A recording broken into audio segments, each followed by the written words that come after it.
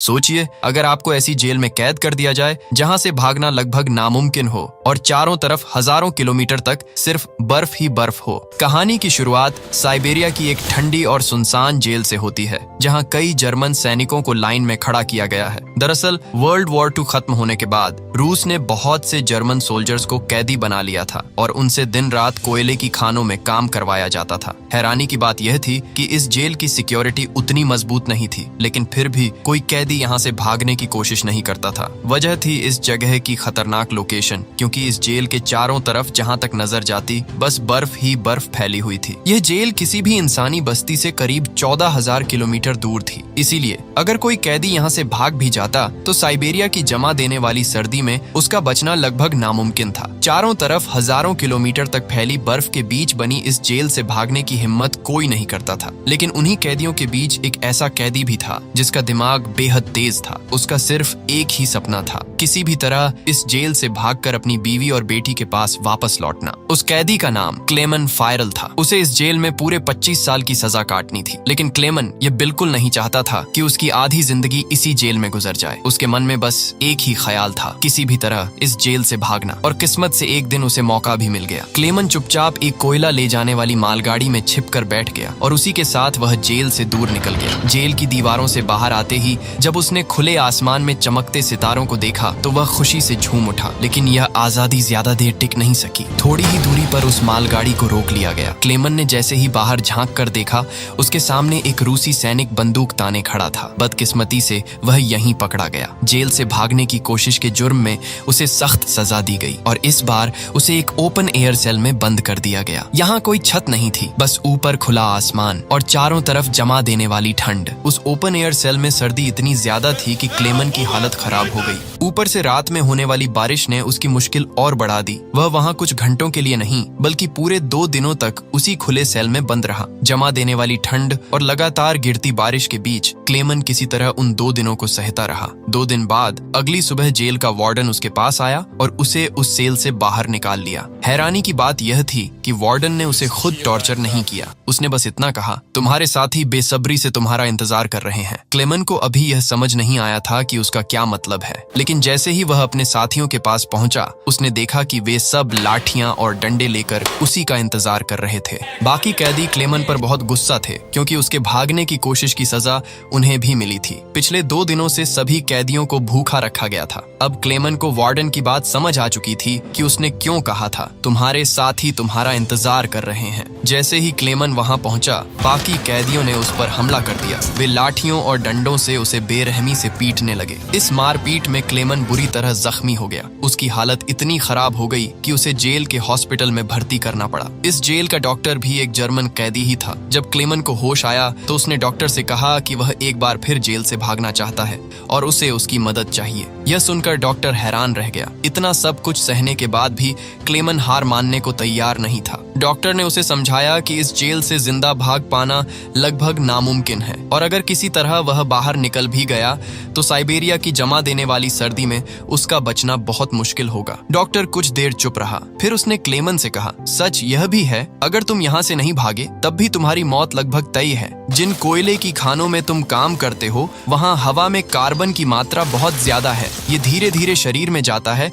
और कैंसर जैसी खतरनाक बीमारियां पैदा करता है। यानी यहाँ रहना भी उतना ही खतरनाक है। यही सोचकर डॉक्टर ने क्लेमन से कहा, तुम्हें एक आखिरी बार इस जेल से भागने की कोशिश जरूर करनी चाहिए। इसके बाद डॉक्टर ने अपनी अलमारी खोली और अपने सारे गर्म कपड़े, जूते और जरूरी सामान निकालकर क्लेमन को दे दिए। वह चाहता था कि इस बार क्लेमन पूरी तैयारी के साथ निकले। साथ ही डॉक्टर ने उसे एक जरूरी जानकारी भी दी। उसने बताया कि रूसी सैनिक अक्सर अपना खाना रेलवे लाइनों के पास छुपा कर रखते हैं ताकि जरूरत पड़ने पर उन्हें आसानी से मिल सके। ये जानकारी अब क्लेमन के लिए आगे के सफर में बहुत काम आने वाली थी। इसके साथ ही डॉक्टर ने क्लेमन को अपनी एक बंदूक भी दे दी ताकि जरूरत पड़ने पर वह अपनी हिफाजत कर सके। दरअसल डॉक्टर ने यह सारा सामान पहले से ही इकट्ठा कर रखा था, क्योंकि वह खुद भी कभी इस जेल से भागना चाहता था। लेकिन 1 हफ्ते पहले ही उसे पता चला कि वह कैंसर का मरीज है और उसके पास अब शायद 1 महीने से ज्यादा समय नहीं बचा है। इसीलिए उसने फैसला किया कि अब यह मौका क्लेमन को मिलना चाहिए। डॉक्टर ने क्लेमन को एक लंच बॉक्स भी दिया और उससे कहा, अगर तुम जिंदा बच गए तो इसे मेरी फैमिली तक पहुंचा देना। और उन्हें बता देना कि मैं अब इस दुनिया में नहीं रहा। उसी रात अंधेरे का फायदा उठाकर क्लेमन एक बार फिर जेल से भाग निकला, लेकिन इस बार उसने मालगाड़ी का सहारा नहीं लिया बल्कि पैदल चलने का फैसला किया। वह पूरी रात लगातार चलता रहा और सुबह होने के बाद भी नहीं रुका, क्योंकि उसे हर पल डर था कि कहीं रूसी सैनिक उसे फिर से पकड़ न लें। सुबह जब वार्डन को पता चला कि क्लेमन जेल से फरार हो चुका है तो वह सीधे डॉक्टर के कमरे में पहुंचा। उसे शक था कि इस भागने में डॉक्टर का हाथ जरूर होगा, लेकिन जब वार्डन वहां पहुंचा तब तक बहुत देर हो चुकी थी। डॉक्टर पहले ही अपनी जान ले चुका था। उसे पता था कि क्लेमन के भागने की खबर मिलते ही वार्डन उसे भयानक यातनाएं देगा। इसके बाद वार्डन ने कई रूसी सैनिकों को क्लेमन की तलाश में भेज दिया। उसने साफ आदेश दिया कि क्लेमन को जिंदा पकड़कर वापस लाया जाए। सैनिक कई दिनों तक आसपास के इलाके में उसे ढूंढते रहे, लेकिन उन्हें क्लेमन का कोई सुराग नहीं मिला। दरअसल क्लेमन की किस्मत उसका साथ दे रही थी। लगातार हो रही बर्फबारी उसके पैरों के निशानों को मिटा रही थी। इसी वजह से सैनिकों के लिए उसे ढूंढ पाना दिन ब दिन मुश्किल होता जा रहा था। कई दिनों की तलाश के बाद ज्यादातर लोगों को लगने लगा था कि क्लेमन इस भयानक सर्दी में जमकर मर चुका होगा, लेकिन वार्डन इस बात को मानने के लिए तैयार नहीं था। वह अच्छी तरह जानता था कि क्लेमन बेहद मजबूत इंसान है और इतनी आसानी से हार मानने वालों में से नहीं है। इसलिए उसने सैनिकों को उसकी तलाश जारी रखने का सख्त आदेश दिया। वहीं दूसरी तरफ क्लेमन अब भी जिंदा था। वह पूरे हौसले के साथ बर्फीले तूफानों को पार करता हुआ लगातार आगे बढ़ रहा था। जेल से भागने के पूरे 9 दिन बाद अचानक उसे कुत्तों के भौंकने की आवाज सुनाई दी। वह तुरंत पीछे मुड़ा और देखा कि एक स्लेज उसकी तरफ तेजी से आ रही है। क्लेमन कुछ समझ पाता उससे पहले ही वह स्लेज उसके ऊपर से गुजरती हुई आगे निकल गई। अचानक क्लेमन की आंख खुल जाती है और उसे एहसास होता है कि वह सिर्फ एक सपना देख रहा था। असल में क्लेमन पिछले 9 दिनों से लगातार पैदल चल रहा था और अब उसका सारा खाना भी खत्म हो चुका था। भूख और थकान ने उसके शरीर को बेहद कमजोर कर दिया था, इसलिए आगे बढ़ना उसके लिए दिन ब दिन मुश्किल होता जा रहा था। लेकिन फिर भी क्लेमन ने हार नहीं मानी और किसी तरह खुद को संभालते हुए आगे बढ़ता रहा। कुछ दिन और गुजरते हैं और आखिरकार उसका शरीर जवाब दे देता है। भूख से कमजोर होकर क्लेमन वहीं बेहोश हो जाता है। कुछ घंटों बाद जब उसे होश आता है तो उसे आसपास से एक अजीब सी आवाज सुनाई देती है। वह ध्यान से देखता है और सामने एक सील नजर आती है। यह देखते ही उसकी आंखों में उम्मीद चमक उठती है। क्लेमन तुरंत अपनी बंदूक निकालता है और पूरी ताकत से निशाना लगाने की कोशिश करता है, लेकिन कमजोरी और थकान की वजह से उसका निशाना चूक जाता है और वह सील वहां से भागने लगती है। कई दिनों बाद क्लेमन को जिंदा रहने की एक छोटी सी उम्मीद दिखाई दी थी, इसलिए वह इस मौके को किसी भी हालत में खोना नहीं चाहता था। वह तुरंत उस सील के पीछे दौड़ पड़ता है, लेकिन दौड़ते समय अचानक बर्फ टूट जाती है और क्लेमन सीधे ठंडे पानी में जा गिरता है। इस हादसे में उसके पैर में चोट भी लग जाती है। फिर भी दर्द की परवाह किए बिना वह किसी तरह बाहर निकलता है और सील का पीछा करता रहता है। अब क्लेमन फिर से निशाना लगाने ही वाला था कि तभी वह सील एक चट्टान के पीछे छिप गई। क्लेमन धीरे धीरे आगे बढ़ा और थोड़ी ही देर में उसने उसे दोबारा देख लिया। इस बार वह पानी में कूदने ही वाली थी। उसी पल क्लेमन ने अपनी आखिरी गोली चला दी। किस्मत से वह गोली सील को लग गई। ये देखते ही क्लेमन खुशी से झूम उठा, क्योंकि अब सफर के दौरान उसे खाने की चिंता नहीं करनी थी। कई दिनों बाद क्लेमन ने पेट भरकर खाना खाया,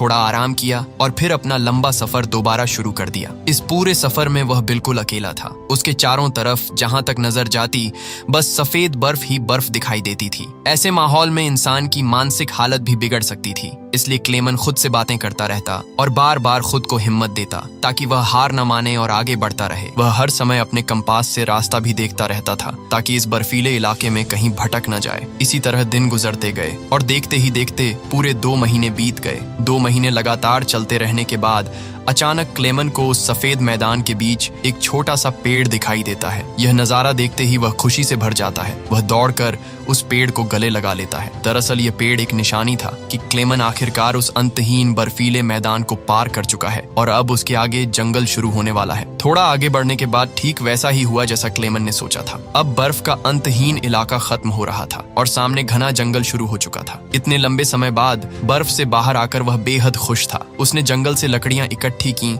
आग जलाई और कई महीनों बाद पहली बार सुकून से सो गया। लेकिन अगला दिन उसके लिए कैसा होने वाला था यह कोई नहीं जानता था। वहीं दूसरी तरफ वार्डन अब भी क्लेमन की तलाश में लगा हुआ था। उसने अपनी सर्च पार्टी को आदेश दिया कि 500 किलोमीटर के दायरे में हर जगह उसकी तलाश की जाए। उधर क्लेमन जंगल के अंदर से आगे बढ़ रहा था कि अचानक वहां एक भयानक बर्फीला तूफान आ गया। हवा इतनी तेज थी कि बड़े बड़े पेड़ तक जड़ से उखड़कर गिरने लगे। क्लेमन आगे बढ़ने की कोशिश करता है, लेकिन तभी एक विशाल पेड़ टूटकर सीधे उसके ऊपर आ गिरता है। क्लेमन की किस्मत अच्छी थी कि उसी शाम वहां से 2 आदमी गुजर रहे थे। वे लोग सोने की तलाश में उस इलाके से निकल रहे थे। उन्होंने क्लेमन को देखा और वक्त रहते उसकी मदद कर दी, जिससे उसकी जान बच गई। इसके बाद वे तीनों साथ में आगे बढ़ने लगे। कई दिनों के सफर के बाद आखिरकार वे उस लंबे बर्फीले मैदान से बाहर निकल आए। आगे रास्ते में उन्हें एक दरिया मिला। उसे पार करने के लिए उन्होंने लकड़ियों से एक छोटी सी कश्ती बनाई। जब वे उस कश्ती से दरिया पार कर रहे थे तो सफर के बीच वे आपस में बातें करने लगे। वे एक दूसरे को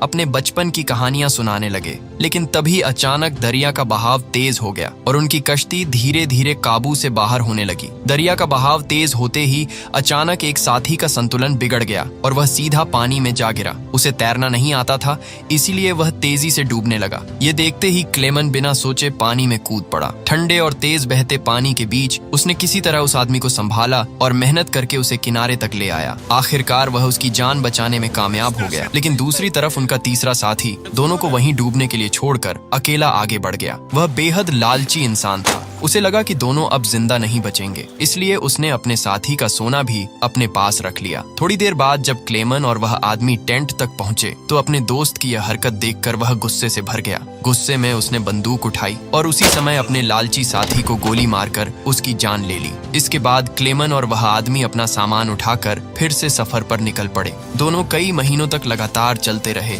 इस उम्मीद में कि कहीं न कहीं उन्हें इंसानों की कोई आबादी मिल जाएगी। लेकिन समय बीतता गया और फिर से सर्दियों का मौसम आ गया। चारों तरफ के जंगल दोबारा बर्फ की मोटी सफेद चादर में ढक गए। उस आदमी के पास जो सामान था वह काफी भारी था, इसलिए बर्फ में चलना उसके लिए मुश्किल होता जा रहा था। ये देखकर क्लेमन ने उसकी मदद करने की कोशिश की। उसने कहा, कुछ देर के लिए अपना सामान मुझे दे दो ताकि तुम्हारा बोझ हल्का हो सके। लेकिन उस आदमी को अचानक शक हो गया कि शायद क्लेमन भी उसका सोना छीनना चाहता है। इसी शक में उसने क्लेमन पर हमला कर दिया और उसे जोर से धक्का दे दिया। क्लेमन गिरकर बेहोश हो जाता है। कुछ देर बाद जब क्लेमन को होश आता है तो वह देखता है कि भेड़ियों का एक झुंड उसकी तरफ बढ़ रहा है। अपनी जान बचाने के लिए वह जल्दी से एक पेड़ पर चढ़ने लगता है, लेकिन जैसे ही वह ऊपर चढ़ रहा था एक भेड़िए ने उसका पैर पकड़ लिया। उसी वक्त वह पेड़ जो पहले से कमजोर था बीच से टूट गया और क्लेमन नीचे गिर पड़ा। अब क्लेमन को लगा कि शायद उसकी मौत तय है। तभी अचानक गोली चलने की आवाज गूंजी। क्लेमन ने धीरे धीरे आंखें खोली तो देखा कि कुछ भेड़िए मरे पड़े हैं और बाकी भाग चुके हैं।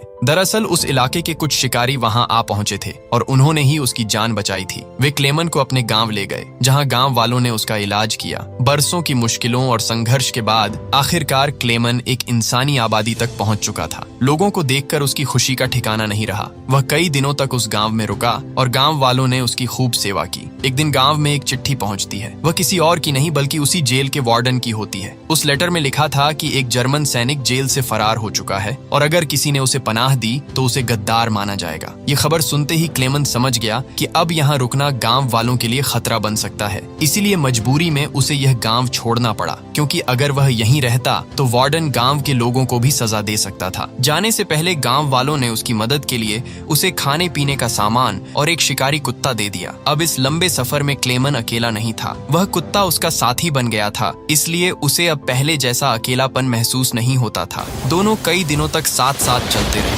इसी दौरान रास्ते में उन्हें एक लकड़ी की फैक्ट्री दिखाई दी। कुत्ता खाने की तलाश में उसकी तरफ दौड़ पड़ा। यह देखकर क्लेमन भी अपने कुत्ते के पीछे पीछे फैक्ट्री के अंदर चला गया। फैक्ट्री के अंदर काम कर रहे वर्करों ने क्लेमन को पहचान लिया और उसे सीधे मालिक के पास ले गए। वहां क्लेमन ने अपनी पूरी कहानी सुनाई। उसकी हालत और संघर्ष सुनकर सबको उस पर तरस आ गया। उन्होंने उसे खाना खिलाया और जर्मनी जाने वाली एक ट्रेन में बैठा दिया। क्लेमन बेहद खुश था, क्योंकि अब उसे लग रहा था कि वह जल्द ही अपने घर पहुंच जाएगा। लेकिन उसे यह नहीं पता था कि फैक्ट्री के मालिक ने उसकी खबर वार्डन तक पहुंचा दी है। उधर वार्डन अपने सिपाहियों के साथ स्टेशन पर उसका इंतजार कर रहा था, लेकिन स्टेशन पहुंचने से पहले ही क्लेमन ने दूर से रूसी सैनिकों को देख लिया। मौका मिलते ही वह चलती ट्रेन से कूदकर भाग निकला। बदकिस्मती से सैनिकों की नजर उस पर पड़ गई और वे उसके पीछे दौड़ पड़े। क्लेमन तेजी से पटरियां पार करता है, तभी अचानक वार्डन उसके सामने आ खड़ा होता है। यह देखकर क्लेमन घबरा जाता है, क्योंकि उसे लगता है कि अब उसकी बरसों की मेहनत यहीं खत्म हो जाएगी। लेकिन उसी पल उसका कुत्ता वार्डन पर झपट पड़ता है और उसे काट लेता है। इस मौके का फायदा उठाकर क्लेमन फिर से भाग निकलता है। पीछे से गोली चलने की आवाज आती है। जब क्लेमन मुड़कर देखता है तो उसका कुत्ता जमीन पर मरा हुआ पड़ा होता है। यह देखकर उसका दिल टूट जाता है,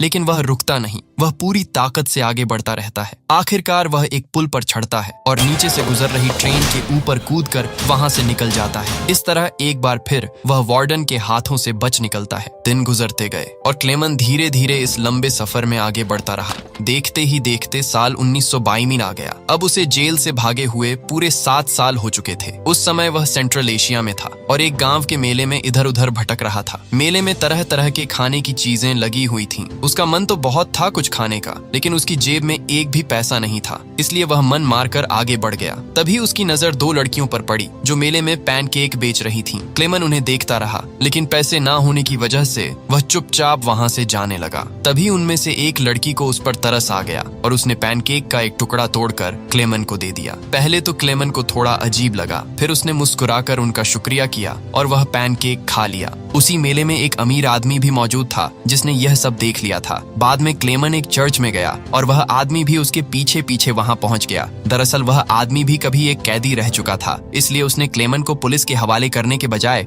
उसकी मदद करने का फैसला किया। वह उसे अपने घर ले गया, जहां कई सालों बाद क्लेमन ने शेव की और अपने पुराने रूप में लौट आया। इसके बाद उस आदमी ने उसे एक नया पासपोर्ट दिया ताकि वह रूस की सीमा पार करके जर्मनी पहुंच सके। क्लेमन उसके इस एहसान से बेहद खुश हुआ। शुक्रिया अदा करने के बाद वह रूस और जर्मनी की सीमा की ओर निकल पड़ा। कुछ हफ्तों बाद आखिरकार वह बॉर्डर तक पहुंच गया। वहां मौजूद रूसी सिपाही को उसने अपना पासपोर्ट दिखाया। उस वक्त क्लेमन के दिल में डर था कि कहीं सिपाही उसे पहचान न ले या पासपोर्ट की सच्चाई सामने न आ जाए, लेकिन किस्मत ने उसका साथ दिया। सिपाही ने बिना शक किए उसे बॉर्डर पार करने की इजाजत दे दी। यह सुनकर क्लेमन की खुशी का ठिकाना नहीं रहा और वह चाहकर भी अपनी मुस्कान नहीं रोक पाया। आखिरकार क्लेमन उस पुल तक पहुंच गया जिसे पार करते ही वह अपने देश जर्मनी में पहुंचने वाला था। वह धीरे धीरे आगे बढ़ने लगा, लेकिन जैसे ही वह पुल के आधे रास्ते तक पहुंचा, अचानक उसकी आंखों पर तेज रोशनी पड़ी। उसने आंखें खोलीं और सामने वार्डन खड़ा था। क्लेमन ने घबराकर पीछे मुड़कर देखा